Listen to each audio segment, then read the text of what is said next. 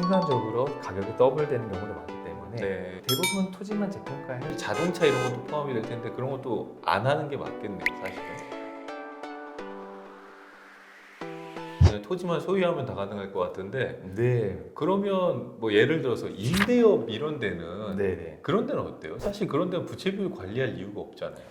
관리할 이유도 없고 네. 임대업을 갖고 있는 부동산은 네. 제조업이라고 치면 제품과 같은 거기 때문에 네네. 임대업의 경우에는 사실 자동차 평가는 의미가 네. 없고요. 임대업을 제외하고는 거의 다 시도해 볼 만한. 네. 네. 제가 지난번에 영업권에 관해서 말씀드릴 때 제조업이 이제 불리하다고 얘기를 했는데 네네네.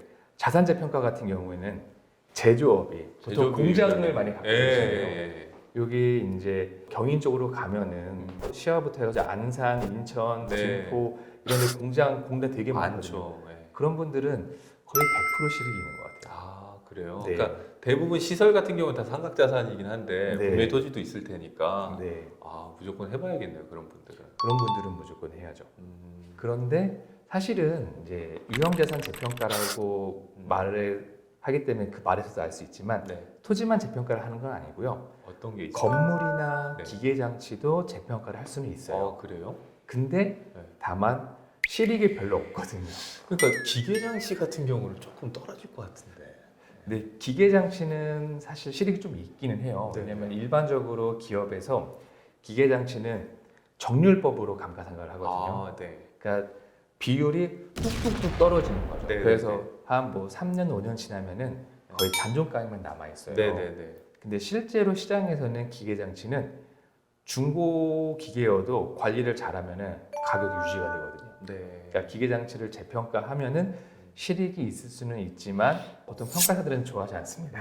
왜냐면 너무 힘들어요. 아, 그러면 그걸 선택적으로 평가할 수 있는 거예요? 평가할 어. 때? 자산 재평가할 때? 자산 재평가할 때 네. 그 분류별로는 선택할 수 있고 네. 분류 내에서는 선택을 못 하는데 네. 이게 뭔 소리냐면 네. 재무상태표 이렇게 펼쳐보시면은 비유동자산, 유형자산 중에서 네. 1번 토지, 네. 2번 건물, 3번 기계장치에서 쭉 네. 있거든요. 네.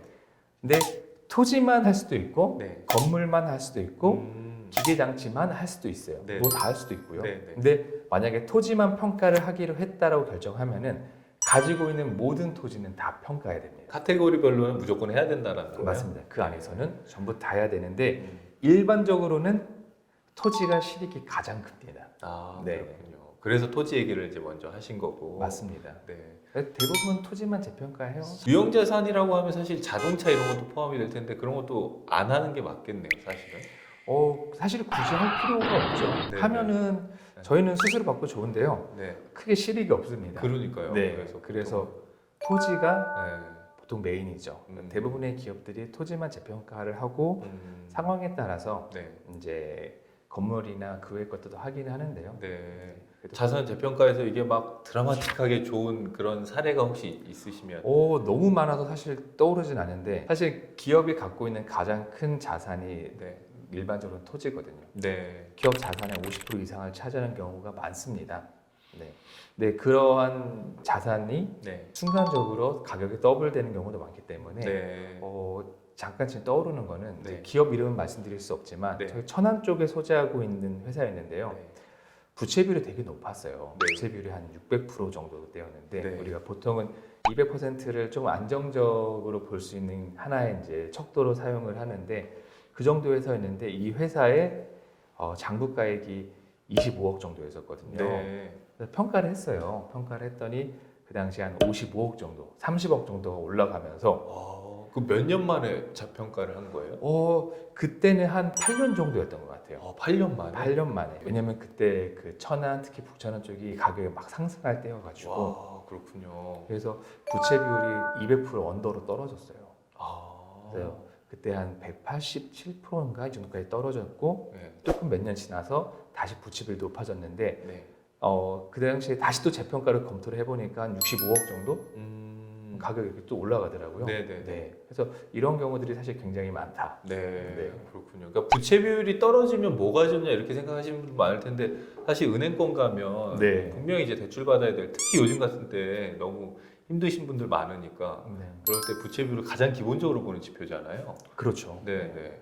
그리고 또 뭐 거래처에서도 이런 걸 보지 않나요? 네, 그렇죠. 네, 그러니까 대출 금액이 몇십억씩 되는 경우도 많아요. 네. 근데 거기서 비율이 이자율이 조금만 달라져도 내가 부담하는 금액이 엄청 달라지거든요. 엄청 커지죠. 네. 0.5, 1%만 해도 엄청 커지는 거죠. 네. 네. 그리고 부채 비율이 높아지면은 은행에서 보통 빨리 갚으라고 채무 상환하라고. 상환 압박 네. 들어오는구나. 우리도 그렇잖아요. 네네. 신용 등급이 낮은 사람은 더 높은 이자율로 그리고 금액도 은행 자꾸 빨리 상환하라고 하잖아요. 네네네. 기업도 마찬가지입니다. 네. 이제 사회에서 만나는 대부분의 기업들은 사실은 네.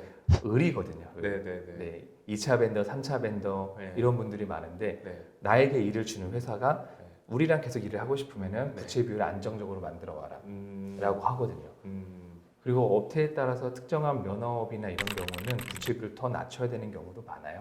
그러니까 갑자기 상황 압박 들어오고 이러면은 그러니까 이제 대출 갱신 시점에서 굉장히 좀 불안해하실 텐데 네. 이거라도 한번 해봐야겠다 하고서 이제 문의를 했는데 이게 또 기간이 길어지면 네. 좀 그럴 것 같아요. 이게 평가하는데 기간이 많이 걸리나요? 평가할 때는 보통 영업일 기준으로 해서요. 정말 빠르면 한 일주일 이내, 네. 네. 아니면은 뭐 2주 내에는 보통은 이제 저희가 보고서를 신드릴 수 있고요. 다만 목록이 많아지면은 네.